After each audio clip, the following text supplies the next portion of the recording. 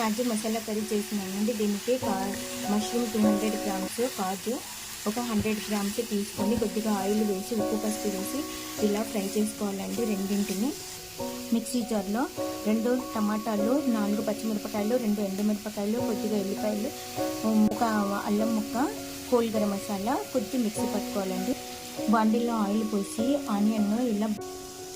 Onion fry చేసేటప్పుడు ఆనియన్లో 1½ spoon మిర్చి powder, 1½ spoon salt, half spoon haldi powder, 1 spoon ధనియాల పొడి, కొద్దిగా కొత్తిమీర, కొద్దిగా పుదీనా ఇవన్నీ కలిపి ఫ్రై చేయాలండి.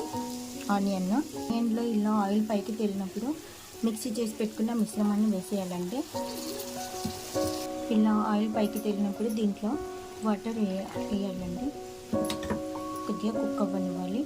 మష్రూమ్ ఇలా మొత్తం దించిపోయిన తర్వాత ఆనియన్ టమాటా పేస్ట్ ఇలా ఉడికినప్పుడు దీంట్లో మష్రూమ్స్ వేయాలండి. మొత్తం కుక్ అవ్వనివ్వాలండి. మష్రూమ్స్ టమాటా పేస్ట్ 1 స్పూన్ గీ వేసుకోనండి. ఇలా ఆయిల్ పైకి తేలినప్పుడు కొద్దిగా lemon juice, 1 spoon garam masala, కొద్దిగా కొత్తిమీర, స్టవ్ ఆఫ్ వేసి సర్వ్ చేసుకోవాలండి. వాచింగ్ హోటల్ స్టైల్ కాజు మష్రూమ్ కర్రీ రెడీ అండి. Thank you for watching.